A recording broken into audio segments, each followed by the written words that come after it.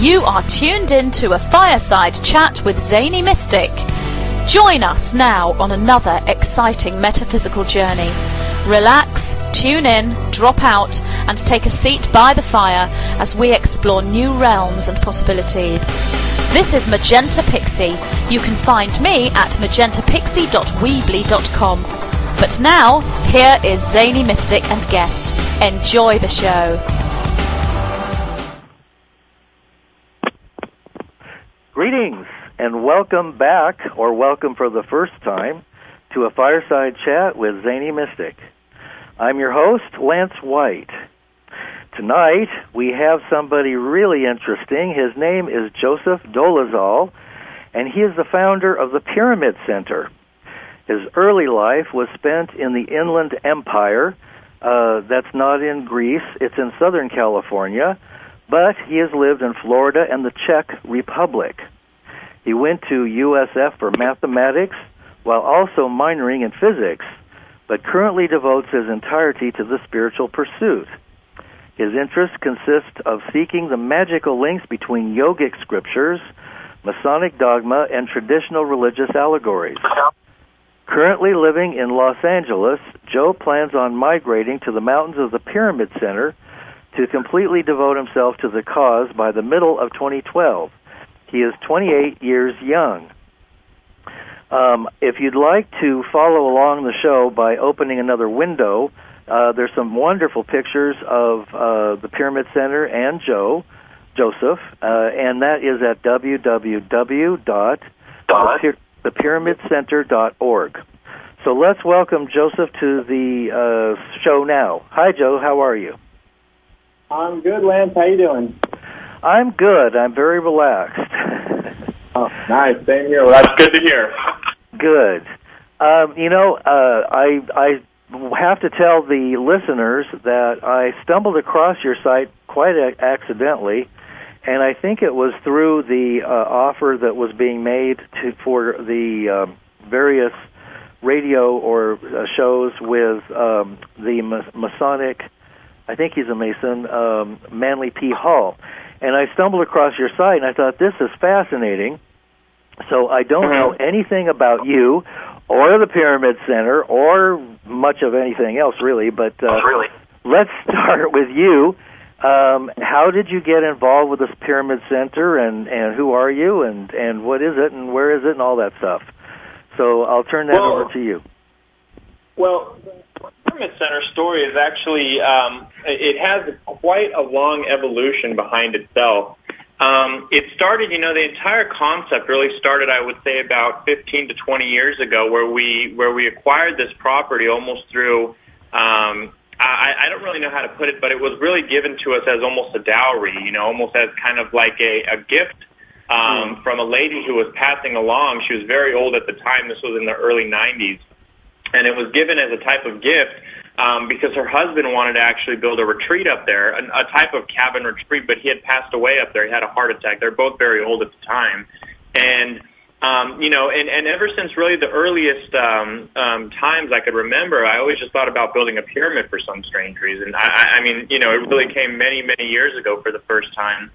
And as I started getting, into my late teens and then 20s and whatnot, then I started noticing a lot of, I guess, the political, sociological mishaps of modern society. I always thought to myself, people, I need a place where they can go, tune out and discover themselves, either through an intellectual pursuit or a spiritual pursuit, and really get in touch with their inner essence, and really that's what the objective of a lot of religions are. But I think they have failed us utterly, the religions as such, because it's become more of a dogmatic mechanic to control people than it has really to give them any kind of salvation or any kind of spiritual quenching.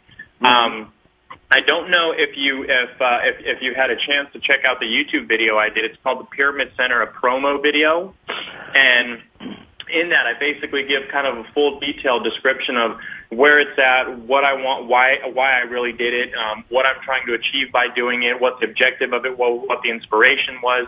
And it goes on to entail that what I really ultimately want to do up there is recreate a type of ancient Alexandria, which is where people could just come, they can relax, meditate, they can get in group meditations, if they want to be solo, if they want to come just for a couple hours, or if they want to stay for a couple days. And really, it's just supposed to be a type of a spiritual paradise, if you will, and really what ancient Alexandria was. Nothing like it has existed since then, so it's kind of hard to fathom, really, and so I encourage your listeners, if they want, they can go again on YouTube and just YouTube search the Pyramid Center promo video, and I go into a little bit more detail in there, and that's pretty much, that was the originations of it. Huh. Very interesting. Now, has any ground been broken on the actual pyramid that you're building there, or is this all going to come about? The property is absolutely magnificent. You can tell that it has wonderful energy, that it must be a very high spiritual place. I mean, that just is obvious from the pictures on your website, the waterfalls, and the way the rocks are laid out. It's like a sculpture that invisible hands sculpted just for their beauty, and you can see shapes and forms and animals, especially animals. So it's quite a sacred spot. You are quite fortunate. I am, and again, it's on around 213 or 230 acres.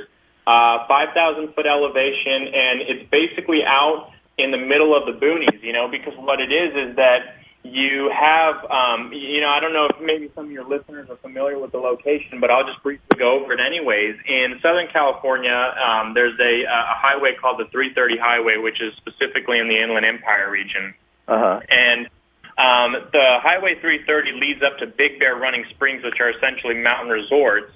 So when you're on your way up there, you break off about halfway from this Highway 330, which is, if I can remember off the top of my head, I'm going to say it's around a 10 or a top. Okay. The mountain. And so you break off that stretch, and there's a dirt road called the 1N09. It's a dirt road, which is essentially, at that point, it's kind of forestry property, and you have to go through that for about 14 miles. And basically back there, that's where the 200 acreage is back out after the 14 miles. So, I mean, it's gorgeous because there's no houses for as far as the eye can see, or any really kind of land structures or man-made structures. So it's kind of like you time warp back to, civilization in some respects. Wow. Yeah, and it's really amazing. What I've done up there so far, because I just remember you asked what has been essentially, what kind of progress have we had. I myself have been funding this entirely out of pocket for the last 5 years, which is essentially kind of the demarcation of the beginning of its construction. And so far, I've made roads. I had to fund my own equipment. Wow. I had a bulldozer and a backhoe I bought, and I made roads because there were no roads leading even back to our property. That's how desolate. Wow. I don't want to get desolate, but rather undeveloped this region is. In the video, you can see this a little better. I actually made a prototype of a living bungalow up there, which is going to be an entirely self-sufficient luxury living bungalow. And I know that might sound a little zany and kind of funny to some of your listeners, but it's actually a fantastic idea because you can build these bungalows for about $10,000, which is extremely cheap, and you could have a really nice, very, very nice, luxurious setup inside. And for like an additional $5,000, you can build your own. And this is everything I'm talking out of experience that I built up there.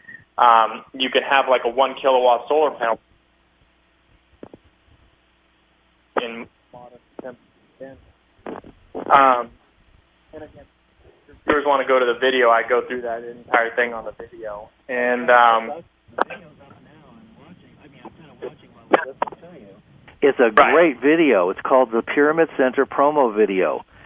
So that's something people are definitely going to want to check out because this is just beautiful. Wow. Well, anyway, here we are. We're live on the radio, and I'm watching your YouTube video while we talk. So, how do you like that, huh? Yeah, really. Well, that's our modern age. I know. It's kind of crazy even when you think about the communication, but... here's George Nuri. Oh, he's talking. yeah. You got all kinds of cool stuff. This is terrific. This is a whole new world that you're opening up for all of us, and it's about time, isn't it?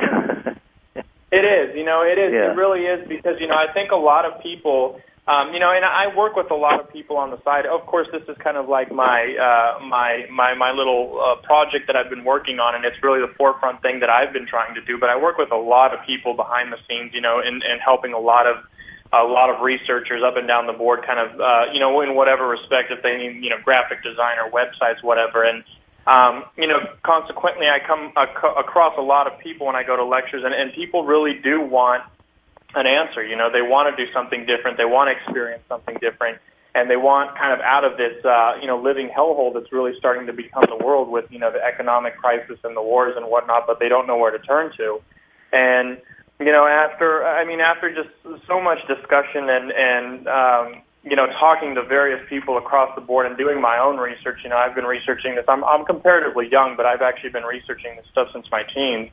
And, the only salvation that really anybody could provide is the person doing their own spiritual meditation and coming to their own revelations, educating themselves intellectually as well as spiritually.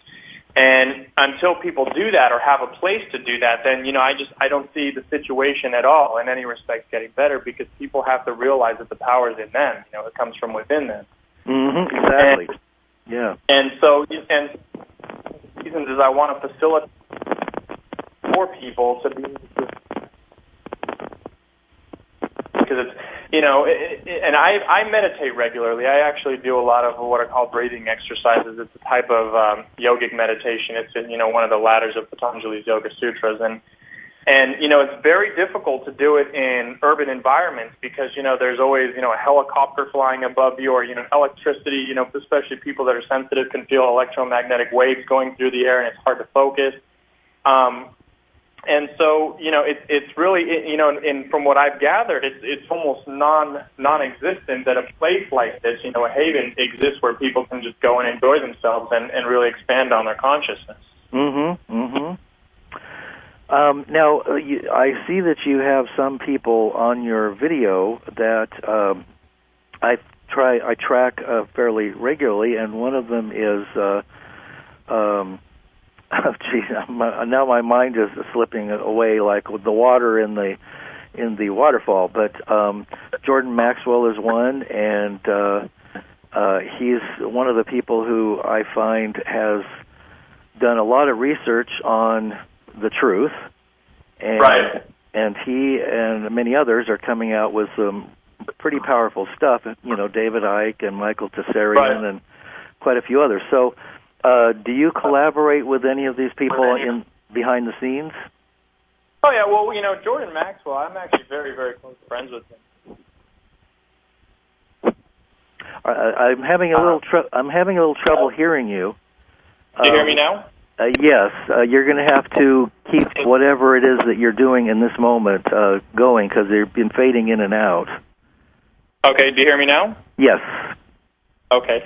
Yeah. So with Jordan Maxwell, I actually work with him very intimately. I've been working with him for about 2.5 years. I helped him kind of get back on his feet. I don't know if you know, he was experiencing some problems a few years back, and by kind of a series of fortunate circumstances, I had met with him because of the Pyramid Center. Ironically, not because I was in any kind of dire need or help of anything, and he started asking me if if I could help him out with web designs and DVD productions and this and that. And I said, of course I could, why not? And one thing led to another. And then I kind of just, full blown helped him with everything. I'm currently revamping his website. I helped him, with the web maintenance and DVD productions and the sales and just basically everything and anything business, which is good because Jordan's a researcher. He doesn't like dealing with the business aspect of it at all. He has zero interest in it.